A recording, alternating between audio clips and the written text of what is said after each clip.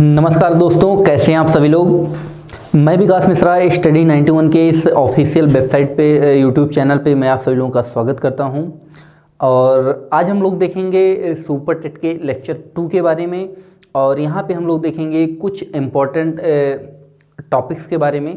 और आज हम लोग देखेंगे वॉइस टॉपिक को। आज हम लोग जो टॉपिक देखेंगे उस टॉपिक का नाम है वॉइस, ठीक है, जो कि एक बहुत ही इम्पॉर्टेंट रोल प्ले करता है आपके एग्जामिनेशन में। खासकर अगर मैं बात करूं सुपर टेट की तो बहुत ही इम्पॉर्टेंट रोल प्ले करता है ये।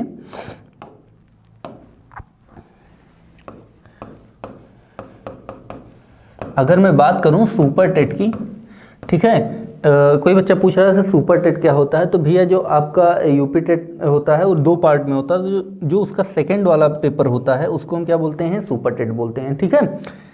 तो ऐसा ना हो कि पता चले आप पूरा का पूरा चैप्टर पढ़ के ख़त्म कर दो और उसमें आपको पता ही ना चले कि आपने पढ़ा क्या और किस एग्ज़ाम के लिए पढ़ा है, ठीक है। तो ये जो हमारा लेक्चर होगा ये फुल्ली फोकस्ड होगा सुपर टेट एग्जामिनेशन पर, ठीक है। तो आज हम लोग देखेंगे इसमें वॉइस नाम के टॉपिक को। किसको देखेंगे? वॉइस नाम के टॉपिक को इस लेक्चर में हम लोग कवर करेंगे, ठीक है। बहुत ही इंपॉर्टेंट टॉपिक है और जो पेपर होता है सुपर टेट का उसमें इस टॉपिक से क्वेश्चन 100% पुटअप ही किए जाने हैं, ठीक है। तो चलिए इसको हम लोग बिना टाइम वेस्ट किए देखना स्टार्ट करते हैं। तो देखिए, सबसे पहले तो हम लोग ये जानेंगे कि वॉइस की मीनिंग क्या होती है, वास्तव में वॉइस होता क्या है। तो वैसे तो वॉइस मीन्स आवाज़ होती है। तो ये जो वॉइस है आपका ग्रामर में वो तो मीनिंग हो गई उसकी, लेकिन जो ये ग्रामर में वॉइस होता है इसमें ये ऐसा फॉर्म होता है वर्ब का इसमें कि जिसमें या तो सब्जेक्ट कुछ करता है या फिर सब्जेक्ट पर कुछ किया जाता है, ठीक है। तो अगर इस टाइप का कोई भी फॉर्म डिस्प्ले किया जा रहा है, एक्सप्रेस किया जा रहा है, तो उसको हम क्या बोलते हैं, वॉइस बोलते हैं। ये 2 प्रकार का होता है, ठीक है। कौन कौन सा होता है? एक होता है अपना एक्टिव वॉइस और दूसरा होता है अपना पैसिव वॉइस। दूसरा क्या होता है अपना पैसिव वॉइस। आप देखेंगे कि यहाँ पे दोनों की अलग अलग डेफिनेशन क्या होती है। बहुत ध्यान से सुनना, बहुत ही साधारण तरीके से आपको बताऊंगा और बहुत ही अच्छे तरीके से आपको यहाँ चीज़ें मिलेंगी, ठीक है। देखिए, ये जो अपना पहला वाला है एक्टिव वॉइस, सबसे पहले हम लोग देखेंगे एक्टिव वॉइस को। तो कईयों तरीके से इसको बताऊंगा, एकदम व्यवहारिक तरीका आपको बताऊंगा। देखिए, सिंपल पहले ऐसे समझो, कोई भी सेंटेंस लिखा होता है, जैसे एक सेंटेंस हमने लिख दिया कि कमल ब्रोक द चेयर। एक हमने इधर सेंटेंस लिख रखा है, ठीक है। अब ये जो सेंटेंस लिख रखा है इसमें कमल क्या है, इसका सब्जेक्ट है, ब्रोक क्या है, वर्ब है, और जो द चेयर लिखा हुआ है ये पार्ट इसका क्या है, ऑब्जेक्ट वाला पोर्शन है, ठीक है। अब समझो यहाँ से, देखिए एक्टिव मीन्स होता है सक्रिय। एक्टिव मीन्स क्या होता है, सक्रिय। और पैसिव मीन्स क्या होता है, निष्क्रिय। पैसिव मीन्स क्या होता है, निष्क्रिय। ये दोनों की मीनिंग होती है। तो पहले यहीं से ऐसे एकदम सिंपली यहीं समझना स्टार्ट करो कि कोई भी ऐसा सेंटेंस जिसमें सब्जेक्ट सक्रिय होता है उसको हम एक्टिव वॉइस कहते हैं, और कोई ऐसा सब्जेक्ट जिसमें कोई ऐसा सेंटेंस जिनमें सब्जेक्ट निष्क्रिय होता है उसको हम पैसिव वॉइस बोलते हैं। अब ये सक्रिय और निष्क्रिय का क्या मतलब है, पहले इस बात को आप यहाँ पे समझो। देखिए, यहाँ पे कहने का मतलब ये है कि सक्रिय कब होगा सेंटेंस में, जब सेंटेंस में जो दिया गया कार्य है उसको जब सब्जेक्ट करेगा तो जो सेंटेंस में सब्जेक्ट होगा वो सक्रिय होगा, और जो सेंटेंस में दिया गया कार्य है अगर उसको सब्जेक्ट नहीं करेगा तो मतलब सब्जेक्ट यहाँ पे क्या होगा, निष्क्रिय होगा। तो इस सेंटेंस में कार्य क्या हो रहा है, ब्रोक, मतलब तोड़ने का काम हो रहा है। वर्ब की सेकंड फॉर्म है ना, ब्रेक की सेकंड फॉर्म, सेंटेंस पास्ट में लिखा है, तो यहाँ पे काम क्या हो रहा है, तोड़ने का। तो तोड़ने का काम यहाँ कौन कर रहा है, कमल कर रहा है। तो ये सेंटेंस किसमें है, एक्टिव वॉइस में। क्लियर है। और वैसे अगर मैं बात करूं डेफिनेशन की, तो डेफिनेशन देख लो क्या हो सकती है। इसको और भी तरीके से व्यक्त किया जा सकता है। तो पहला तरीका ये है कि जब सेंटेंस में जो सब्जेक्ट है वो सब्जेक्ट अगर डूअर होता है, सेंटेंस में जो सब्जेक्ट लिखा हुआ है अगर वो सब्जेक्ट क्या होता है, डूअर होता है। अब कुछ लोग सोचेंगे सर डूअर की मीनिंग क्या होती है, तो भैया ऐसे देखिए सिंपल, मेक मीन्स क्या होता है, बनाना, और मेकर मीन्स क्या हो जाएगा, बनाने वाला। ऐसे अगर मैं लिखूं ड्राइव, अगर मैं यहाँ पे लिख दूं ड्राइव, तो ड्राइव मीन्स क्या होता है, चलाना, और ड्राइवर मीन्स क्या हो जाएगा, चलाने वाला। ड्राइवर मीन्स क्या हो जाएगा, चलाने वाला। ऐसे ही अगर मैं बोलूँ डू, तो डू मीन्स क्या होता है, करना, और इसके लास्ट में अगर ईया लगाएंगे तो डूअर मीन्स क्या हो जाएगा, करने वाला। तो समझो जब सेंटेंस में सब्जेक्ट डूअर होता है, मतलब सेंटेंस में जो दिया गया कार्य है उसको अगर सब्जेक्ट कर रहा है, तो सेंटेंस किस वॉइस में होता है, एक्टिव वॉइस में। किस में होता है, एक्टिव वॉइस में। और जब सेंटेंस में दिया गया जो सब्जेक्ट है वो डूअर नहीं होता, वो क्या होता है, डूअर नहीं होता, तो सेंटेंस किस में होता है, पैसिव वॉइस में होता है। किस में होता है फिर सेंटेंस, पैसिव वॉइस में। देखो ये अभी एक डेफिनेशन इसकी आपने यहाँ पे देखी है। फिर आगे देखो दूसरे उसको भाषा में इसी को आप ऐसे बोल सकते हो कि जब सेंटेंस में सब्जेक्ट जो होता है वो डूअर ऑफ द एक्शन होता है, डूअर ऑफ द एक्शन, तो हम उस सेंटेंस को किस में रखते हैं, एक्टिव वॉइस में। दूसरी भाषा में इसी को बोलेंगे कि जब सेंटेंस में जो सब्जेक्ट होता है वो जब रिसीवर ऑफ द एक्शन होता है, क्या होता है, रिसीवर ऑफ द एक्शन। जब सेंटेंस में सब्जेक्ट जो लिखा है वो क्या होता है, रिसीवर ऑफ द एक्शन होता है, तो वो सेंटेंस किस में होता है, पैसिव वॉइस में। या फिर थोड़ा सा और एक परिभाषा इसकी सुनो, जब सेंटेंस में सब्जेक्ट कुछ करता है तो सेंटेंस एक्टिव वॉइस में होता है, और जब सेंटेंस में सब्जेक्ट पर कुछ होता है, जब सेंटेंस में सब्जेक्ट पर कुछ होता है तो सेंटेंस किस में होता है, पैसिव वॉइस में होता है। अब देखो इसको हम पैसिव वॉइस में थोड़ा सा चेंज कर देते हैं। देखिए आगे देखो, इसको हमने पैसिव वॉइस ऐसे लिख दिया, ऐसे सिंपल पहले लिखूं कि द चेयर ब्रोक बाई कमल। क्या लिख दूं, द चेयर ब्रोक बाई कमल। अब ये जो सेंटेंस लिखा है ये क्या है, गलत लिखा हुआ है। ये क्या है, गलत लिखा हुआ है। देखो इसको बताने का मेरा पर्पज क्या था, जैसे एक नई स्लाइड में ले लेता हूं। हमने एक सेंटेंस लिखा, हमने लिखा राम रीड्स। क्या लिखा हमने, राम रीड्स, तो इसकी मीनिंग क्या हो जाएगी, राम पढ़ता है। एक सेंटेंस और लिख रहा हूं यहीं पे, राम रीड्स द बुक, तो इसकी मीनिंग क्या हो जाएगी, राम बुक पढ़ता है। तो अगर हमने लिखा राम रीड्स तो इसकी मीनिंग क्या हो गई कि राम पढ़ता है। अच्छा अगर मैं यहीं पे लिख दूं कि द बॉय रीड्स, तो इसका मतलब क्या हो जाएगा कि ये जो लड़का है ये क्या कर रहा है, द बॉय रीड्स मतलब लड़का पढ़ता है। लेकिन अगर यहीं पे अगला सेंटेंस में लिख दूं कि द बुक रीड्स, तो इसकी मीनिंग क्या हो जाएगी कि जो बुक है ये पढ़ती है। इसकी मीनिंग क्या हो जाएगी कि बुक पढ़ती है। तो भैया यहाँ पे जो कार्य हो रहा है, क्या कार्य हो रहा है, पढ़ने का।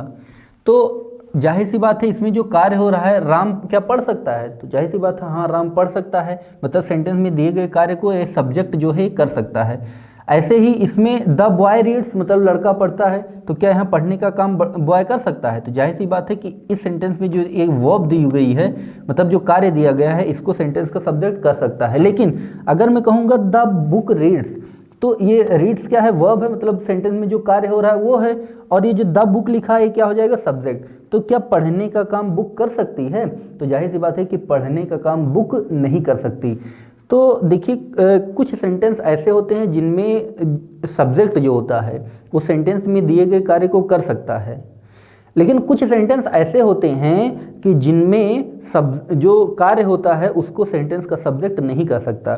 तो ऐसे सेंटेंसेज के लिए हम पैसिव वॉइस का प्रयोग किया करते हैं, ठीक है। तो अब ये जो सेंटेंस दोनों लिखे हैं ये सही हो जाएंगे, लेकिन ये वाला सेंटेंस क्या हो जाएगा, गलत हो जाएगा। क्यों, क्योंकि इस सेंटेंस ये जो सेंटेंस लिखा है इसमें जो कार्य दिया गया है इसको इस सेंटेंस का सब्जेक्ट नहीं कर सकता, ठीक है। तो इसको हम कुछ पैसिव वॉइस बनाएंगे और ऐसा कुछ लिखेंगे, द बुक वाज या फिर इज रेड, ठीक है। अब किसके द्वारा, बाई जो भी लिखा हो, बाई कमल, रोहन, सोहन, कुछ भी लिखा जा सकता है, लेकिन इसको हमें किस में लिखना होगा, पैसिव वॉइस में।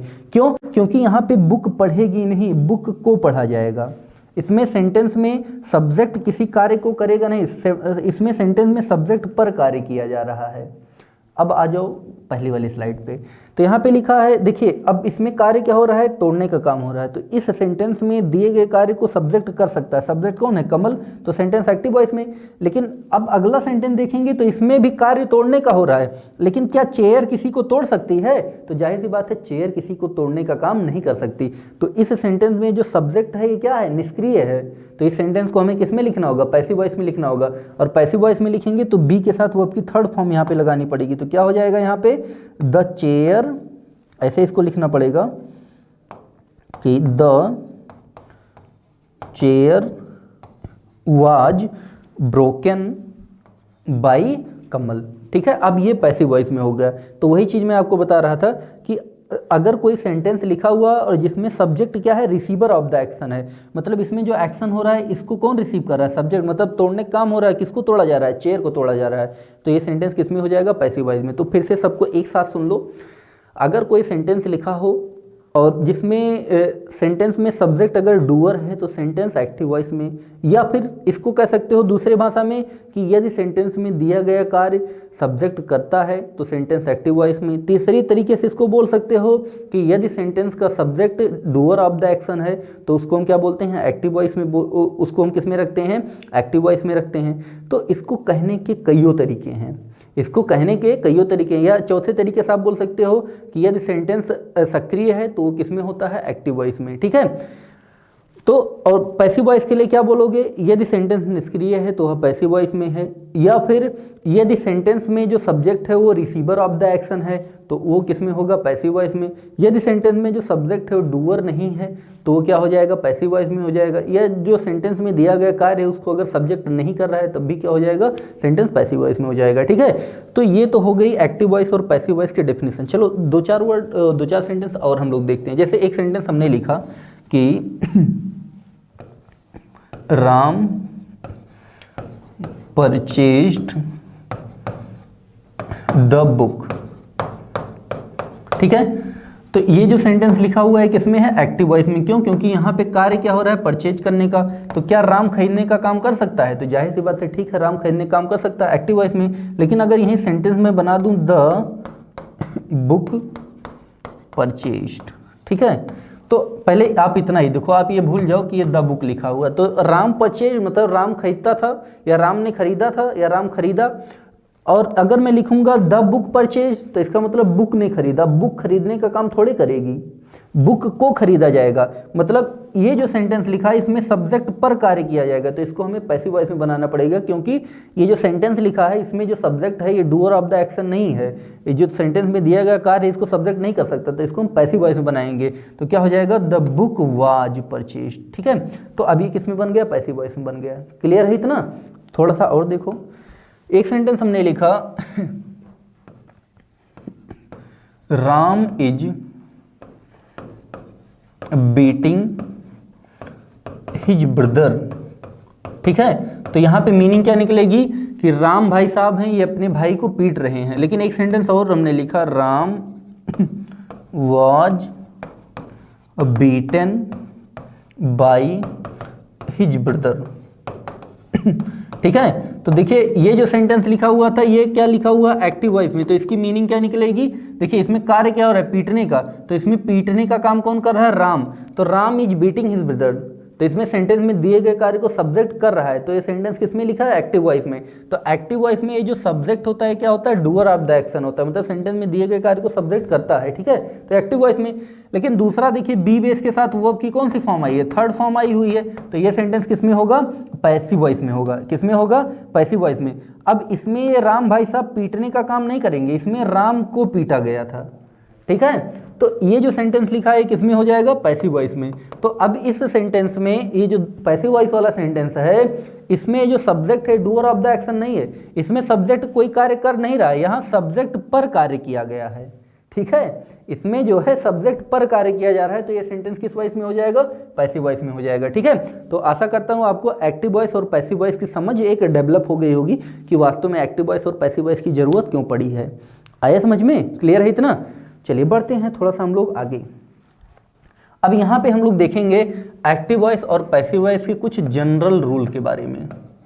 किसको देखेंगे, कुछ जनरल रूल्स के बारे में यहाँ पे हम लोग यहाँ देखना स्टार्ट करेंगे। ठीक है, कि एक्टिव वॉइस को हम पैसिव वॉइस में चेंज कैसे करते हैं। तो सबसे पहले हम लोग स्ट्रक्चर को देखेंगे।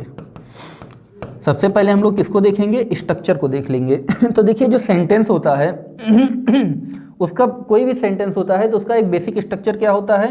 सबसे पहले उसमें आता है सब्जेक्ट, और उसके बाद में आती है वर्ब, और उसके बाद में क्या आता है, ऑब्जेक्ट आता है। तो ये जो फॉर्म होता है ये सेंटेंस के एक्टिव वॉइस का फॉर्म होता है। ठीक है, लेकिन जो हम इसको पैसिव वॉइस में चेंज करते हैं तब हम क्या करते हैं, जो ऑब्जेक्ट लिखा होता है उसको हम सब्जेक्ट बना देते हैं। तो ये सबसे पहले यहाँ पे क्या आ जाएगा, ऑब्जेक्ट आ जाएगा। यही ऑब्जेक्ट यहाँ पे सब्जेक्ट बन जाएगा, सब्जेक्ट के स्थान पे आ जाएगा। फिर उसके बाद में उसमें क्या आती है, हेल्पिंग वर्ब आती है। उसके बाद उसमें क्या आती है, हेल्पिंग वर्ब आती है। और हेल्पिंग वर्ब के बाद में मेन वर्ब आती है। और पैसिव वॉइस बनाते समय कोई भी पैसिव वॉइस हो, चाहे वो प्रेजेंट का किसी का हो, पास्ट का हो, फ्यूचर का हो, इससे नहीं मतलब है। अगर वो पैसिव वॉइस में चेंज है तो प्यारे बच्चों उसमें जो मेन वर्ब लगती है, मेन वर्ब के रूप में हमेशा ही वर्ब की थर्ड फॉर्म का प्रयोग करते हैं हर सेंटेंस में। ठीक है, सेंटेंस कोई भी हो अगर पैसिव वॉइस में है तो मेन वर्ब के रूप में हमेशा वर्ब की किस फॉर्म का प्रयोग करते हैं, थर्ड फॉर्म का प्रयोग करते हैं। और उसके बाद में हम फिर बाई का प्रयोग करते हैं। और बाई के बाद में यहाँ पे जो सब्जेक्ट लिखा हुआ है इसके ऑब्जेक्टिव फॉर्म का यहाँ पे हम प्रयोग करते हैं।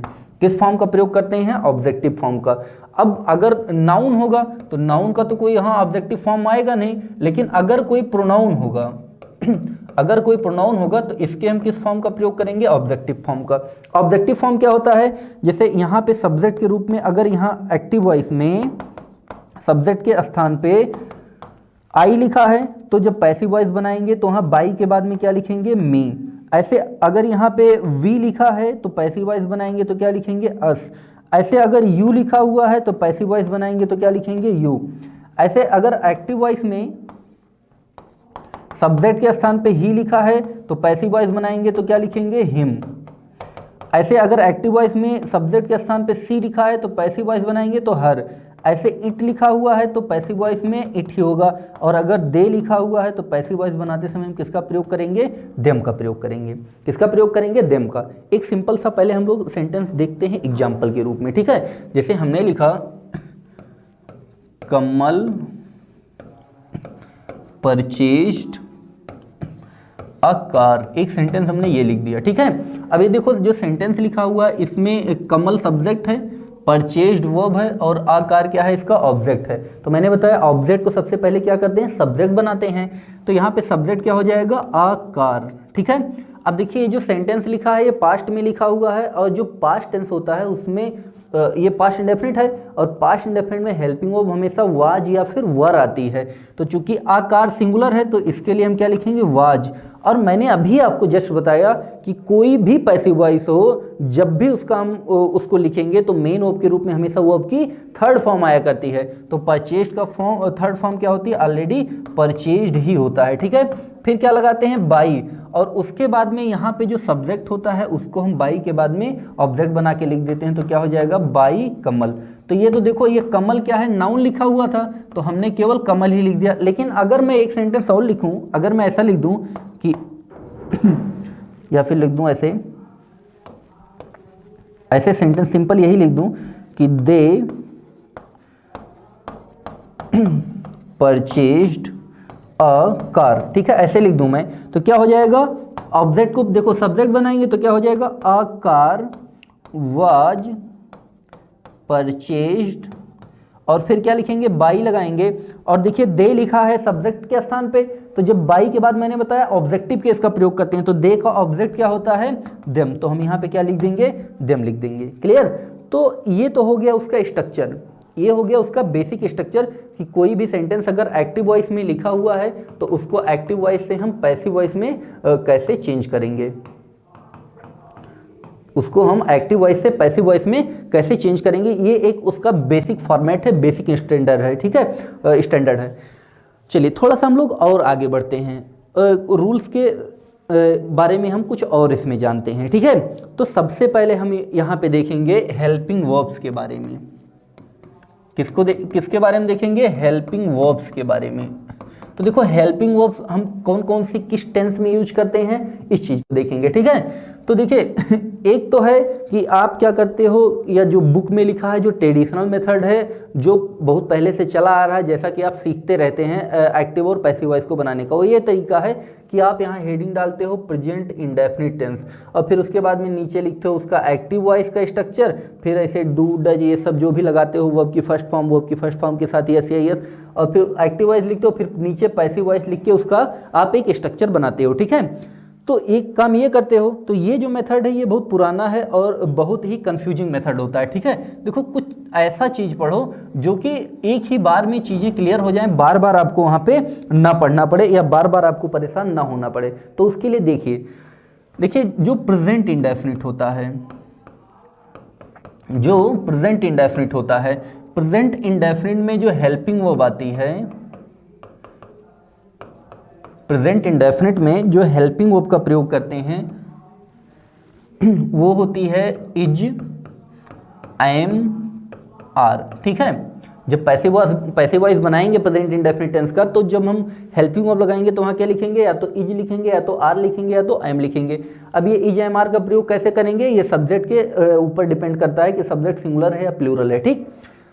ऐसे ही अगर मैं बात करूँ पास्ट इंडेफिनिट की, ठीक है, तो पास्ट इंडेफिनिट में हेल्पिंग वर्ब क्या आती है, वाज आती है या फिर वर आती है, ठीक है। अब मैं बात करूंगा यहाँ कॉन्टिन्यूअस टेंस की। किसकी बात करूंगा? कॉन्टिन्यूअस टेंस की। और कॉन्टिन्यूअस में किसकी? प्रेजेंट की और पास्ट की और फ्यूचर की, तीनों की मैं यहाँ पे बात करूंगा। और जो कॉन्टिन्यूअस टेंस होते हैं, चाहे वो प्रेजेंट कॉन्टिन्यूअस हो या पास्ट कॉन्टिन्यूअस हो, दोनों में ही जब पैसिव वॉइस बनाते हैं तो एक ही हेल्पिंग वर्ब का प्रयोग करते हैं, और वो हेल्पिंग वर्ब क्या होती है? बीइंग। वो हेल्पिंग वर्ब क्या होती है? बीइंग। तो ये जो आपके सामने प्रेजेंट, पास्ट, फ्यूचर लिखा हुआ है, इनमें से हम केवल प्रेजेंट कॉन्टिन्यूअस और पास्ट कॉन्टिन्यूअस का पैसिव वॉइस बनाते हैं, फ्यूचर कॉन्टिन्यूअस का पैसिव वॉइस कभी भी नहीं बनाया जाता है। अच्छा, क्यों नहीं बनाया जाता है इसको भी देख लो। देखो जब फ्यूचर का कॉन्टिन्यूअस बनाते हैं तो एक्टिव वॉइस में ही एक उसमें वर्ड यूज करते हैं बी। जैसे हमको बताना है कि वह कल घर जा रहा होगा, तो मैं क्या बोलूँगा? ही विल बी गोइंग, ठीक है, वह जा रहा होगा। तो देखो बी ऑलरेडी वहाँ लगा रखा है ना, अब उसके साथ बीइंग भी लगा दोगे तो दो वहाँ पे हेल्पिंग वर्ब एक साथ आ जाएंगी, वो भी सेम टाइप की, ठीक है। तो फिर वहाँ पे क्या हो जाएगा? गलत हो जाएगा। तो इसलिए इसका पैसिव वॉइस वहाँ पे नहीं बनाते हैं। अब इसके बाद मैं बात करूँगा परफेक्ट टेंस की। किसकी मैं बात करूँगा? परफेक्ट टेंस की। और परफेक्ट टेंस में मैं किसकी बात करूँगा? प्रेजेंट परफेक्ट की। उसी के साथ में बात करूँगा पास्ट परफेक्ट की, और उसी के साथ में बात करूँगा फ्यूचर परफेक्ट की। किसकी बात करूँगा? फ्यूचर परफेक्ट की। तो ये जो चाहे वो प्रेजेंट परफेक्ट हो, चाहे वो पास्ट परफेक्ट हो, या फिर वो चाहे फ्यूचर परफेक्ट हो, अगर वो परफेक्ट टेंस है तो जब हम उसका पैसिव वॉइस बनाते हैं तो उसके साथ एक ही मेन वर्ब आती है, वो क्या आती है? बीन। वो मेन वर्ब क्या आती है? बीन आती है। कोई भी पैसिव वॉइस बनाएंगे, अगर वो परफेक्ट टेंस का पैसिव वॉइस है तो उसमें केवल मेन हेल्पिंग वर्ब क्या आती है? बीन का प्रयोग करते हैं। किसका प्रयोग करते हैं? बीन का। और अब मैं बात करूंगा परफेक्ट कॉन्टिन्यूअस टेंस की। किसकी मैं बात करूंगा? परफेक्ट कॉन्टिन्यूअस टेंस की। और किसकी बात करूंगा? प्रेजेंट परफेक्ट कॉन्टिन्यूअस की, पास्ट परफेक्ट कॉन्टिन्यूअस की और फ्यूचर परफेक्ट कॉन्टिन्यूअस की। तीनों की मैं परफेक्ट कॉन्टिन्यूअस की बात करूंगा। तो डियर स्टूडेंट्स, इनका ये जो परफेक्ट कॉन्टिन्यूअस होते हैं, इनमें तीनों में से किसी का भी पैसिव वॉइस नहीं बनाया जाता है। इन तीनों में से किसी का भी पैसिव वॉइस नहीं बनाया जाता है, चाहे वो प्रेजेंट परफेक्ट हो कॉन्टिन्यूअस हो, चाहे पास्ट परफेक्ट कॉन्टिन्यूअस हो, या फिर वो फ्यूचर परफेक्ट कॉन्टिन्यूअस हो। क्यों नहीं बनाया जाता? अब इसको भी देख लो। देखो इनमें हम किसका प्रयोग करते हैं? बीन का प्रयोग करते हैं ना। इनमें हम किसका प्रयोग करते हैं? परफेक्ट कॉन्टिन्यूअस में बीन का प्रयोग करते हैं, ठीक है।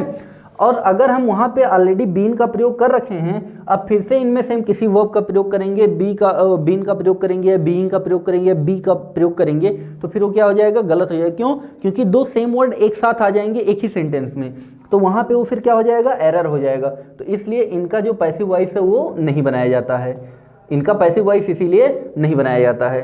तो हमने यहाँ पे देखा कि 3 ये हो गए, हमने यहाँ पे देखा कि 3 ये हो गए, मतलब 3 परफेक्ट कॉन्टिन्यूअस और एक फ्यूचर कॉन्टिन्यूअस।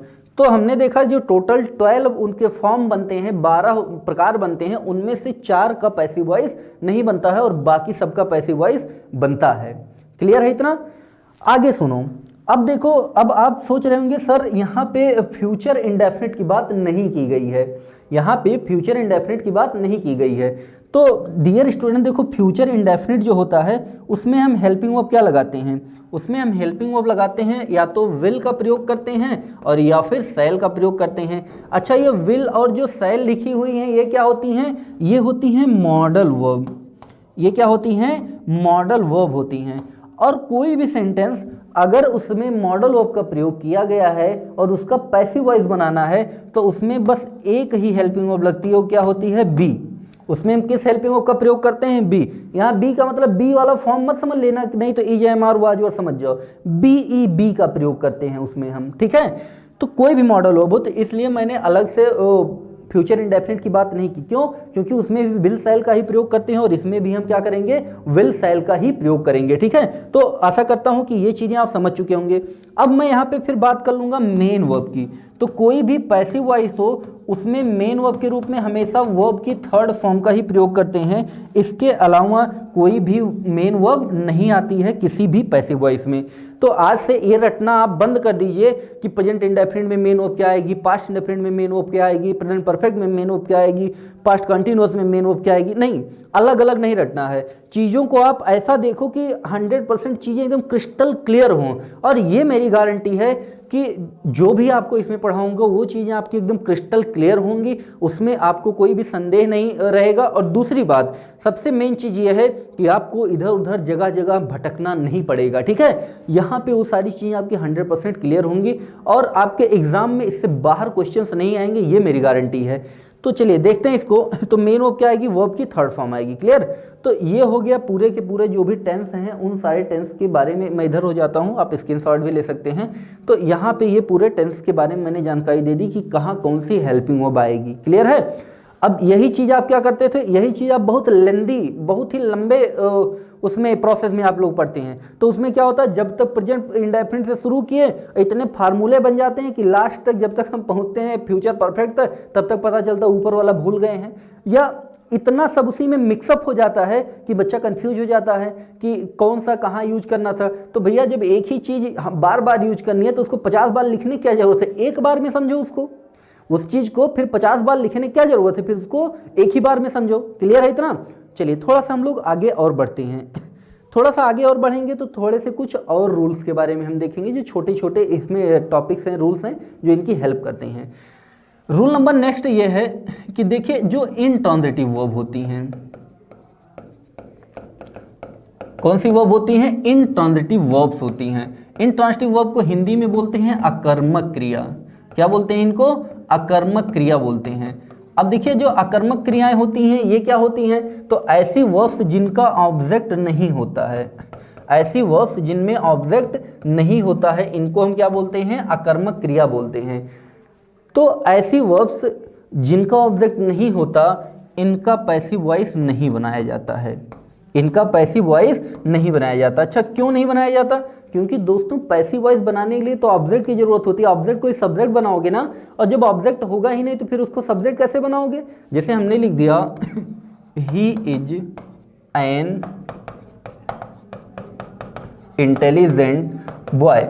अब ये जो सेंटेंस लिखा हुआ है देखिए, इसमें इज आई है ना, बी बेस की वर्ब, ये भी क्या होती है, इंट्रांजिटिव वर्ब होती है। इसके बाद ऑब्जेक्ट तो आया नहीं है, तो जब इसका ऑब्जेक्ट आया नहीं है तो इसका पैसिव वॉइस संभव नहीं है, ठीक है। या हमने लिख दिया they are going to school. अब देखिए जो गो लिखी हुई है, तो कुछ वर्ड्स जैसे हम लिख दिए कम, गो, अराइव, रन, तो ये सब जो वर्ब्स आपके सामने लिखी हैं इनको बोला जाता है वर्ब्स ऑफ मोशन। क्या बोलते हैं इनको? वर्ब्स ऑफ मोशन इनको बोला जाता है। मतलब ऐसी क्रियाएं जिनमें गति को प्रदर्शित किया जाता है, ठीक है। तो ऐसी क्रियाएं जो वर्ब्स ऑफ मोशन के अंतर्गत आती हैं उनका ऑब्जेक्ट नहीं होता है। मतलब ये सब कैसी वर्ब होती हैं? ये सब इंट्रांजिटिव वर्ब होती हैं, तो इनका भी पैसिव वॉइस नहीं बनता है। आया समझ में? तो एक रूल तो ये हो गया इसका, इतना क्लियर है। चलिए थोड़ा सा हम लोग इसी में और इसके हल्के से एडवांस लेवल को इसी में देखेंगे, ठीक है। तो ये तो हो गया इंट्रांजिटिव। अच्छा एक चीज़ और समझ लो, ये जितनी भी बी बेस की फॉर्म होती हैं, बी बेस की वर्ब कौन कौन सी होती हैं? बी बेस वर्ब कौन कौन सी होती हैं? इज, एम, आर, वाज, वर और बीन, इनको क्या बोलते हैं? बी बेस की वर्ब। अगर किसी सेंटेंस में इनका प्रयोग अकेले किया जाता है, मतलब सिंगल अगर यूज किया गया है इन्हीं का यूज, जैसे यहाँ पे देखिए अकेले ही इनका यूज किया गया है इज का ना, तो इज भी तो बी बेस के अंतर्गत आती है। तो अगर इनका प्रयोग अकेले किया गया है तो इन्हें क्या कहा जाता है? Main verb. लेकिन अगर इनके बाद में और भी कोई वर्ब आई है तो ये किसका काम करती हैं? हेल्पिंग वर्ब का काम करती हैं, ठीक है।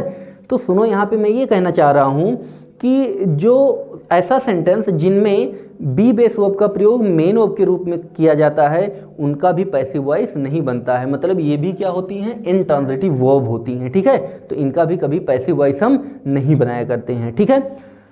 अगली बात यहाँ पे क्या है कि जब भी हम पैसिव वॉइस बनाते हैं, जब भी हम किसी भी सेंटेंस का पैसिव वॉइस बनाते हैं तो इसमें हम टेंस को चेंज नहीं किया करते हैं।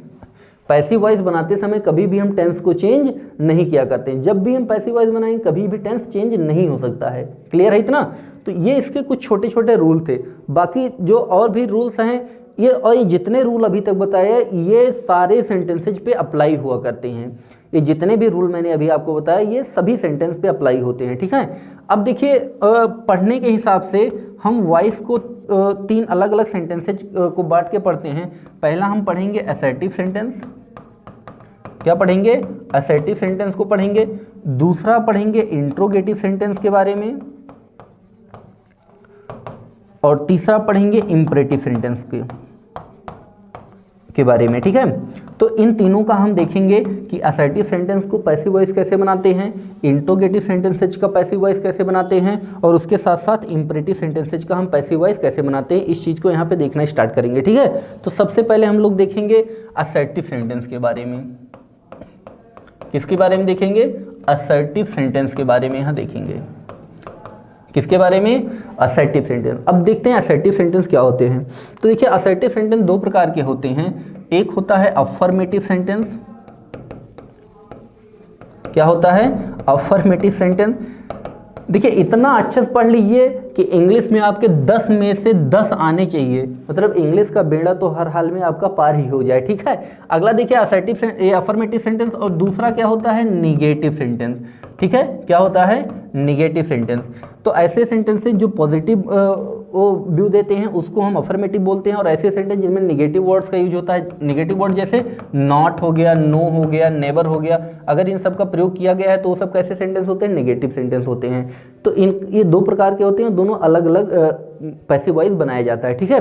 अब देखिए मैं कुछ एग्जाम्पल्स यहाँ पे देना स्टार्ट करूँगा और उनका बताऊँगा पैसिव वॉइस कैसे बनता है, ठीक है।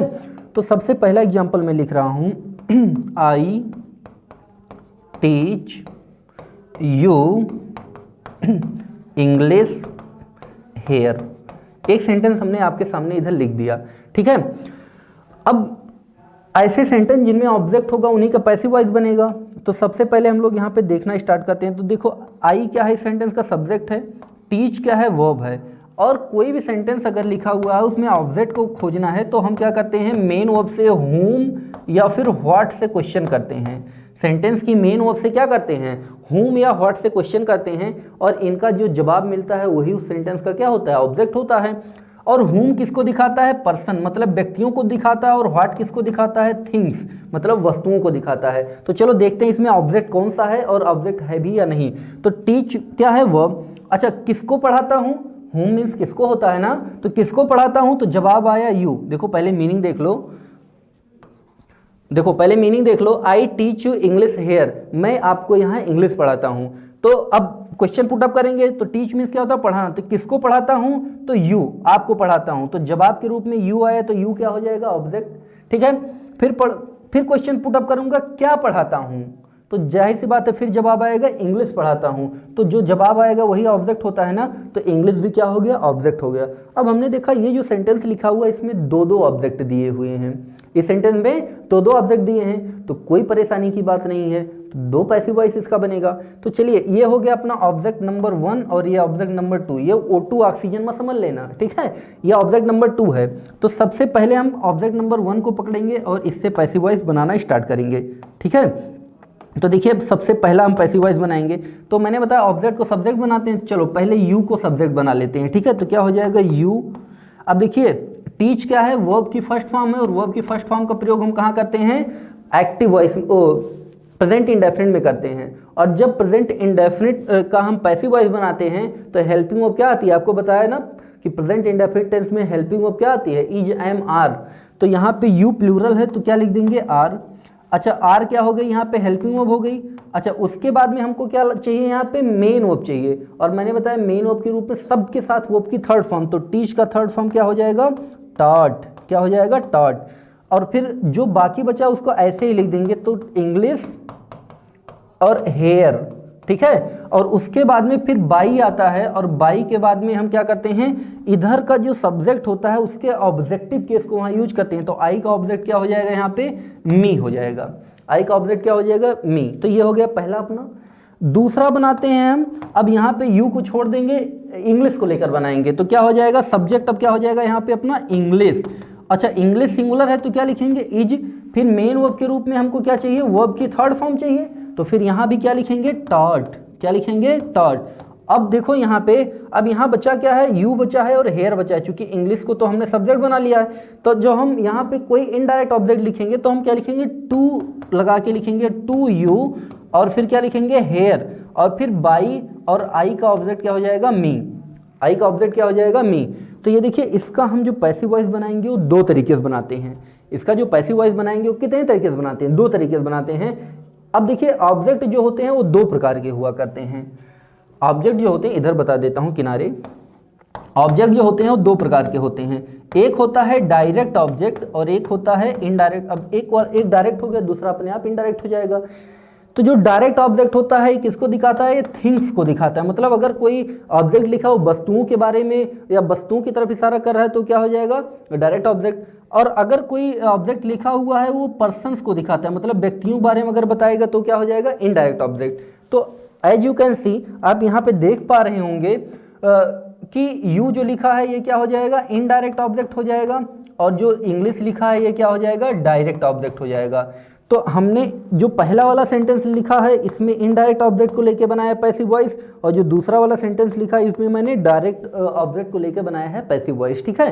तो यहाँ पे दोनों का ही पैसिव वॉइस बनाया है, दोनों ही 100% करेक्ट हैं, किसी में भी कोई भी एरर नहीं है, और दोनों ही एकदम अपने अपने स्थान पे सही हैं। लेकिन अब अगर एग्जाम में दोनों सेंटेंस एक साथ आ गए, 4 ऑप्शन मिलते हैं आपको, और 4 ऑप्शन में अगर दोनों ऑप्शन मिल जाएं तब फिर आप क्या करोगे, किसको टिक मारोगे। तो डियर स्टूडेंट्स फिर हम क्या करेंगे, उस ऑप्शन को टिक करेंगे जिसमें इनडायरेक्ट ऑब्जेक्ट को सब्जेक्ट बनाया गया होता है। ऐसे सेंटेंस जिनमें इनडायरेक्ट ऑब्जेक्ट को हम सब्जेक्ट मान के पैसिव वॉइस बनाते हैं उसको चूज करते हैं, मतलब हम फिर इन दोनों में से इस फर्स्ट वाले को चूज करेंगे। आया समझ में, क्लियर है ना। और ये भी समझ गए होगी कि यहाँ पे पैसिव वॉइस कैसे बनाएंगे। चलिए कुछ और सेंटेंसेज को देखते हैं। एक और सेंटेंस देखते हैं, हमने लिखा the shopkeeper is cheating the customers. अब ये देखो सेंटेंस जो लिखा है किस टेंस में लिखा है, इज के साथ आईएनजी फॉर्म आई है ना, तो ये किस में लिखा है, प्रेजेंट कॉन्टिन्यूअस में। अच्छा ये द शॉपकीपर क्या हो जाएगा, ये शॉपकीपर लिख उठा है, इसको फिर से मैं लिख दे रहा हूं।